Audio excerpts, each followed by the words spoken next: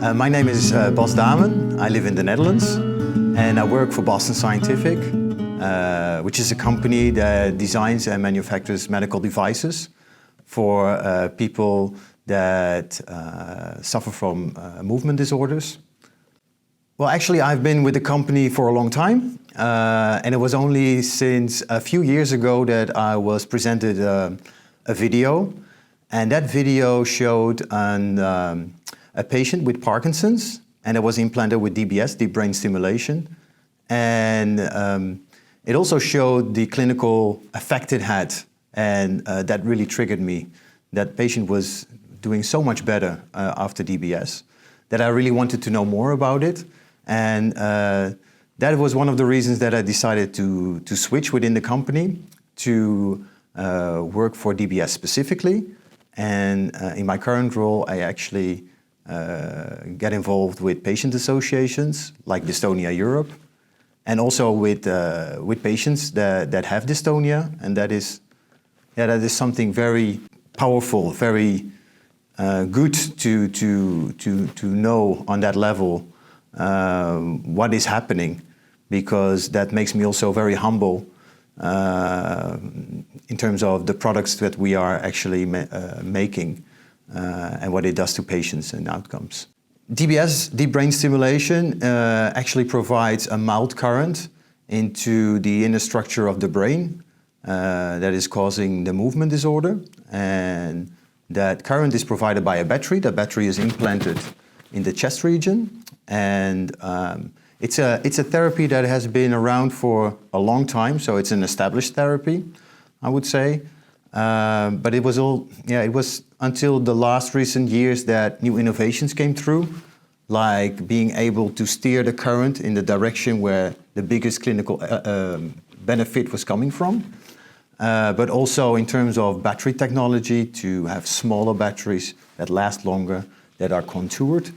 And these things have really benefited patients in terms of clinical outcomes, but also in patient comfort. So there have been a lot of innovations recently in DBS, but there's a lot of things are currently going on. And one of the things is visualization-based programming, which actually means that the patient's own anatomy serves as a guide for the current to be directed to. And that is something that is highly individualized in terms of therapy. So I think we're going to see a few steps in that direction. Another one is external sensors, so wearables, where the patient provides own input that loops back into the system to change the therapy and alter, adapt or adjust to the therapy they're receiving. Another big one would be data collection. So there's a lot of data out there, and I think since dystonia is such a complex disease, and we still need to learn a lot of the disease, we are going to have to aggregate that data to gain more insights, a better understanding how the therapy works and how the clinical effects are addressed.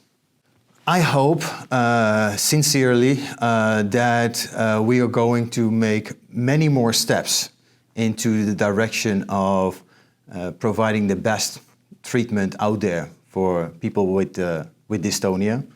Not only from a technology perspective, but also from a market access perspective, so that in more geographies we will have the treatment option available for patients.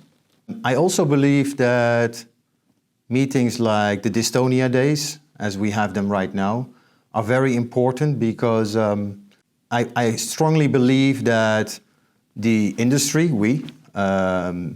the patient organizations, the physicians, the researchers need to continue to collaborate to really move the therapy forward. My advice to patients who just received the diagnosis, dystonia, is to stay calm. You're not the only one. It is a disease with many more like you out there. There are organizations that are willing to help you, to provide information. There's a lot of research on the way. There's a lot of physicians that are very passionate and enthusiastic about helping you. And so in short, hang in there, and together we're gonna make that happen.